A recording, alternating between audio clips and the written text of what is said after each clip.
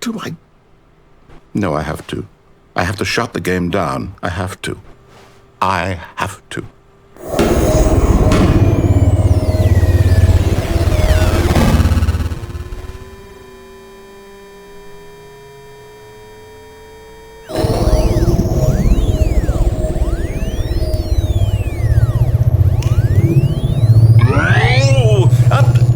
I'm here. I'm still here. Here in this pile of rubbish. With you. You, who thought you were so clever. Now look where we are.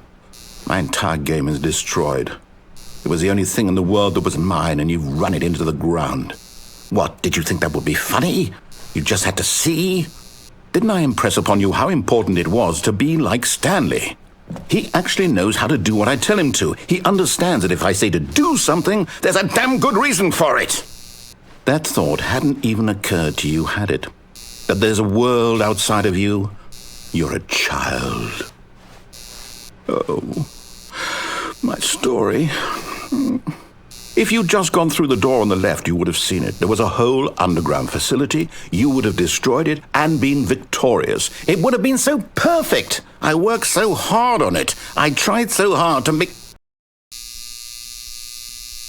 behave exactly as Stanley would. That means choosing responsibly and always putting the story first. I'm quite sure you'll be up to the task. Just follow my lead and you'll be fine. All right. When Stanley came to a set of 2 open doors, he entered the door on his left.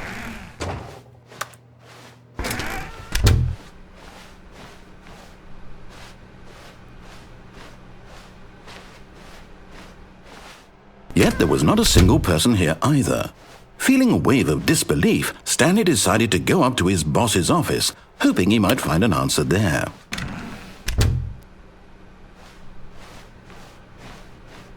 Coming to a staircase, Stanley walked upstairs to his boss's office.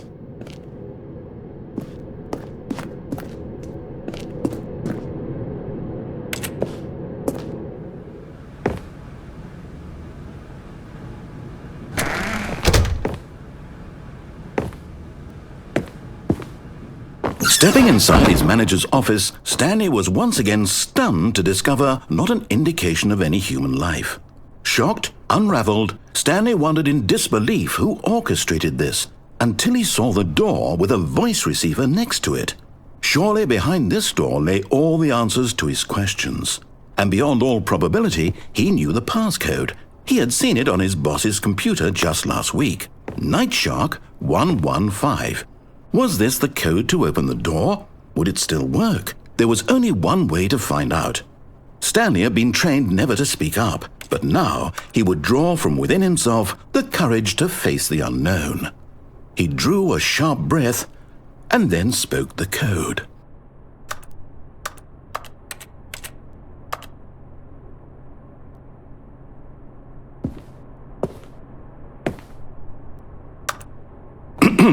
Stanley spoke the code. Nightshark 115. He spoke it into the receiver, right there on the wall.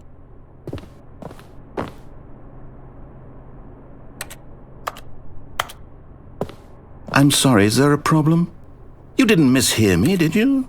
Please speak the code into the receiver. Otherwise we can't get on with the story. This is a crucial step.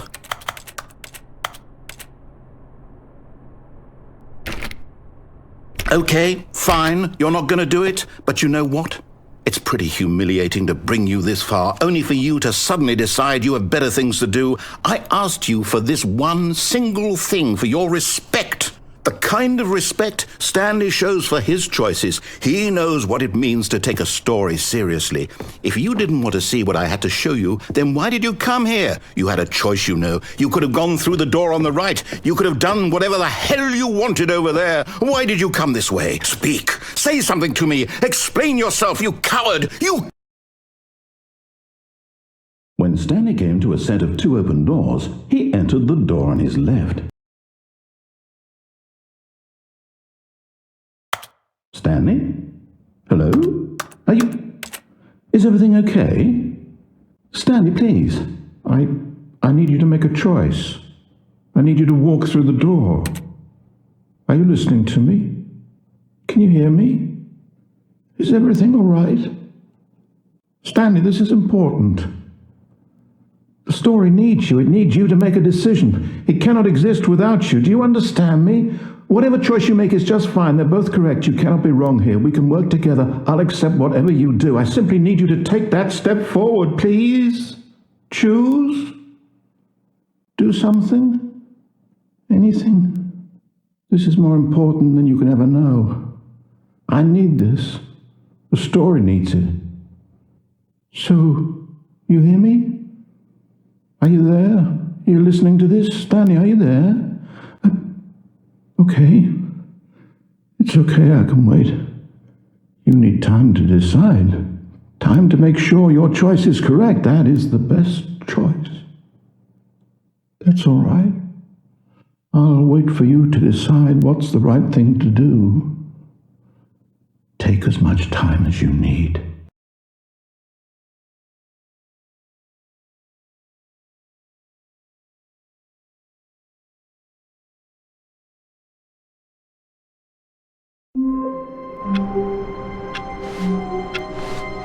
All of his co-workers were gone.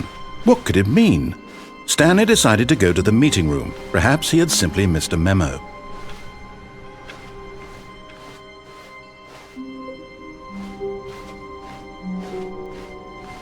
When Stanley came to a set of 2 open doors, he entered the door on his left.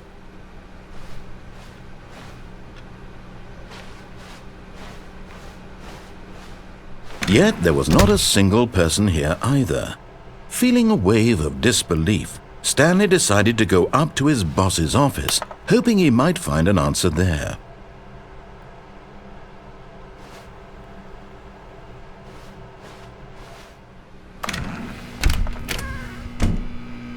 Stanley stepped into the broom closet, but there was nothing here, so he turned around and got back on track.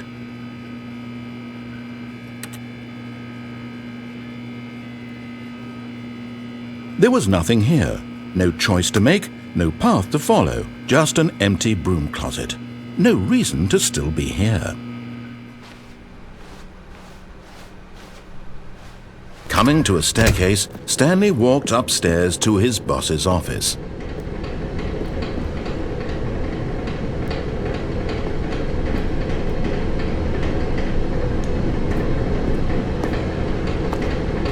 But Stanley just couldn't do it. He considered the possibility of facing his boss. Admitting he had left his post during work hours, he might be fired for that. And in such a competitive economy, why had he taken that risk? All because he believed everyone had vanished? His boss would think he was crazy. And then something occurred to Stanley. Maybe, he thought to himself, maybe I am crazy. All of my co-workers blinking mysteriously out of existence in a single moment for no reason at all? None of it made any logical sense. And as Stanley pondered this, he began to make other strange observations. For example, why couldn't he see his feet when he looked down? Why did doors close automatically behind him wherever he went? And for that matter, these rooms were starting to look pretty familiar. Were they simply repeating? No, Stanley said to himself, this is all too strange. This can't be real. And at last, he came to the conclusion that had been on the tip of his tongue. He just hadn't found the words for it. "I'm dreaming!" he yelled. "This is all a dream." Oh, what a relief Stanley felt to have finally found an answer, an explanation. His co-workers weren't actually gone. He wasn't going to lose his job. He wasn't crazy after all. And he thought to himself, I suppose I'll wake up soon. I'll have to go back to my boring real-life job pushing buttons. I may as well enjoy this while I'm still lucid. So, he imagined himself flying and began to gently float above the ground. Then he imagined himself soaring through space on a magical starfield, and it too appeared. It was so much fun, and Stanley marveled that he had still not woken up. How was he remaining so lucid? And then perhaps the strangest question of them all entered Stanley's head. One he was amazed he hadn't asked himself sooner. Why is there a voice in my head dictating everything that I'm doing and thinking? Now the voice was describing itself being considered by Stanley, who found it particularly strange. I'm dreaming about a voice describing me, thinking about how it's describing my thoughts, he thought. And while he thought it all very odd and wondered if this voice spoke to all people in their dreams, the truth was that, of course, this was not a dream. How could it be? Was Stanley simply deceiving himself, believing that if he's asleep, he doesn't have to take responsibility for himself? Stanley is as awake right now as he's ever been in his life. Now, hearing the voice speak these words was quite a shock to Stanley. After all, he knew for certain, beyond a doubt, that this was in fact a dream. Did the voice not see him float and make the magical stars just a moment ago? How else would the voice explain all that? This voice was a part of himself too. Surely, if he could just... He would prove it. He would prove that he was in control, that this was a dream. So he closed his eyes gently, and he invited himself to wake up. He felt the cool weight of the blanket on his skin, the press of the mattress on his back, the fresh air of a world outside this one. Let me wake up, he thought to himself. I'm through with this dream. I wish it to be over. Let me go back to my job. Let me continue pushing the buttons. Please, it's all I want. I want my apartment, and my wife, and my job. All I want is my life exactly the way it's always been. My life is normal. I am normal. Everything will be fine. I am okay.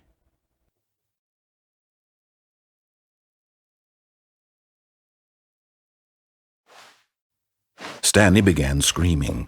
Please, someone, wake me up. My name is Stanley. I have a boss. I have an office. I am real. Please, just someone tell me I am real. I must be real. I must be. Can anyone hear my voice? Who am I? Who am I? And everything went black.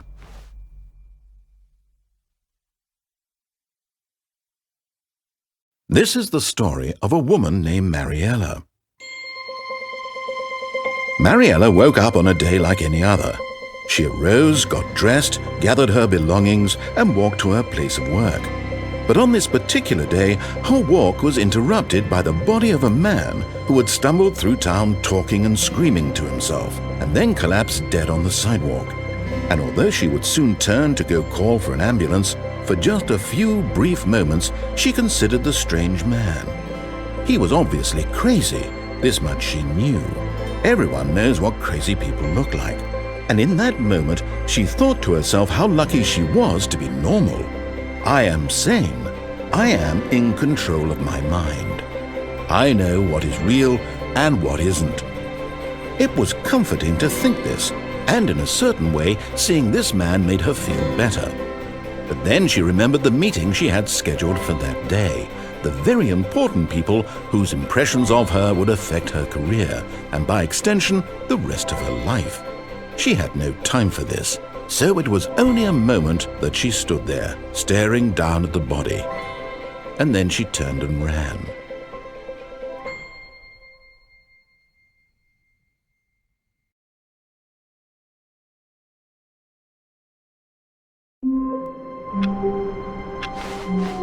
All of his co-workers were gone. What could it mean? Stanley decided to go to the meeting room. Perhaps he had simply missed a memo. Stanley went around touching every little thing in the office, but it didn't make a single difference, nor did it advance the story in any way.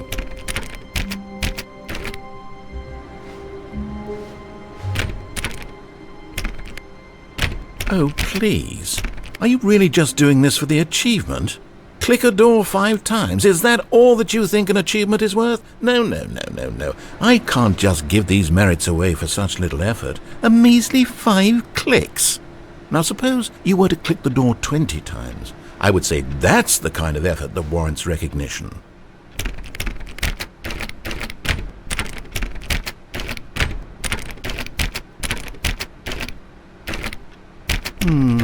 I have to say, I'm still not feeling the satisfaction of witnessing true effort for a noble cause.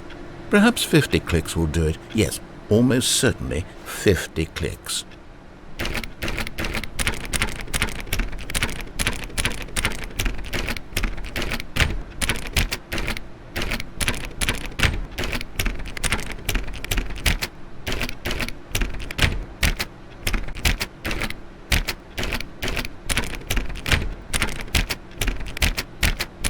No, I'm still not feeling it. I want this achievement to have meant something. It has to be a true reward for valiant effort. I want to see some hustle, Stanley. I want to see commitment, a willingness to go all the way, no matter what the cost. When Stanley came to a set of 2 open doors, he entered the door on his left.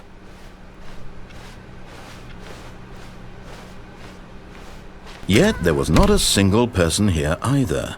Feeling a wave of disbelief, Stanley decided to go up to his boss's office, hoping he might find an answer there. Coming to a staircase, Stanley walked upstairs to his boss's office.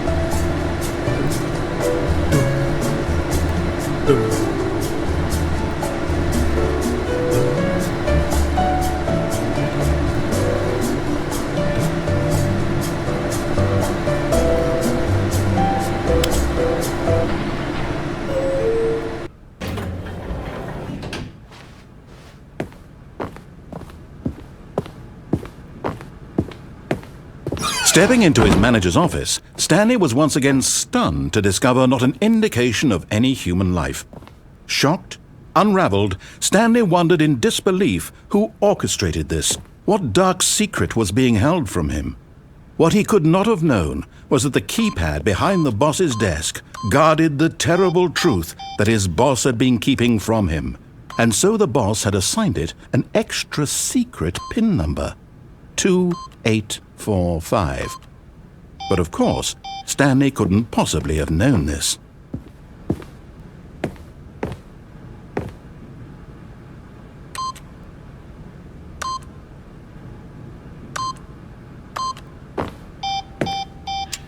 Stanley just sat around twiddling his thumbs.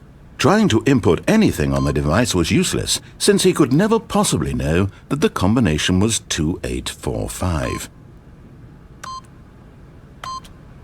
Yet incredibly, by simply pushing random buttons on the keypad, Stanley happened to input the correct code by sheer luck. Amazing! He stepped into the newly opened passageway.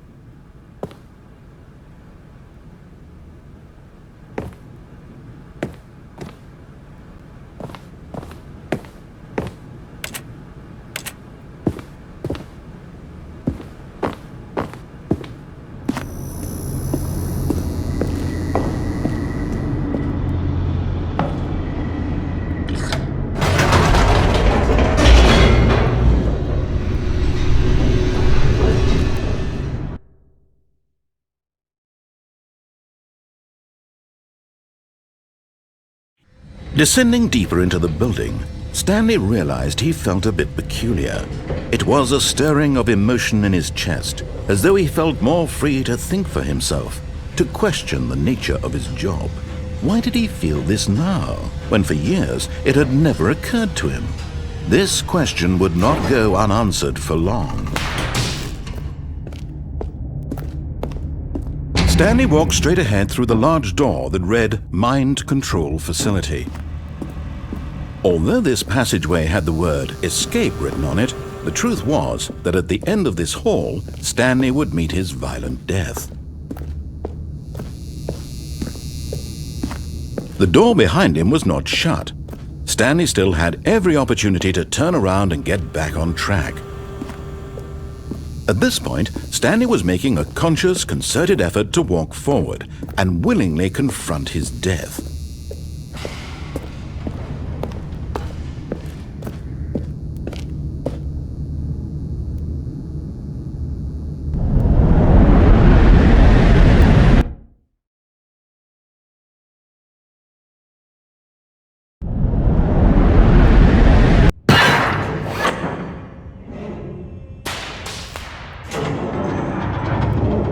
As the machine whirred into motion and Stanley was inched closer and closer to his demise, he reflected that his life had been of no consequence whatsoever.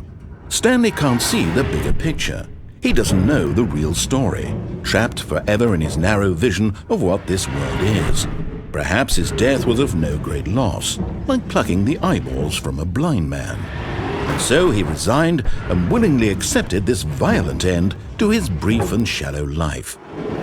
Farewell, Stanley.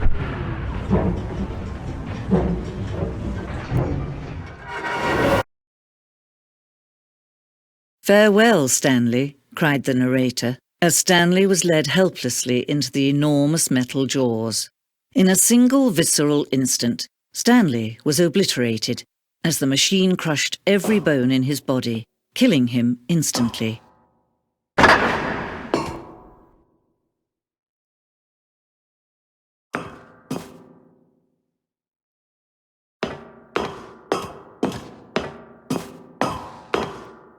And yet it would be just a few minutes before Stanley would restart the game, back in his office, as alive as ever. What exactly did the narrator think he was going to accomplish? When every path you can walk has been created for you long in advance, death becomes meaningless, making life the same. Do you see now? Do you see that Stanley was already dead from the moment he hit start?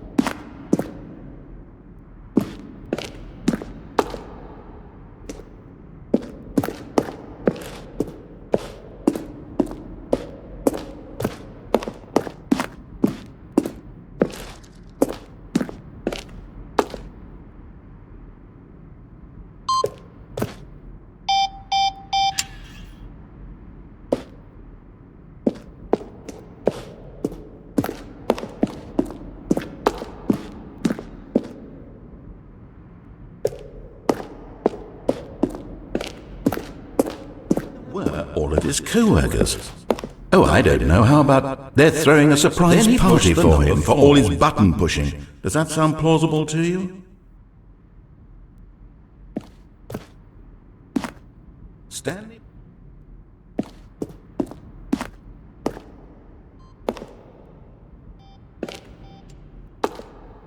Now look closely, Stanley.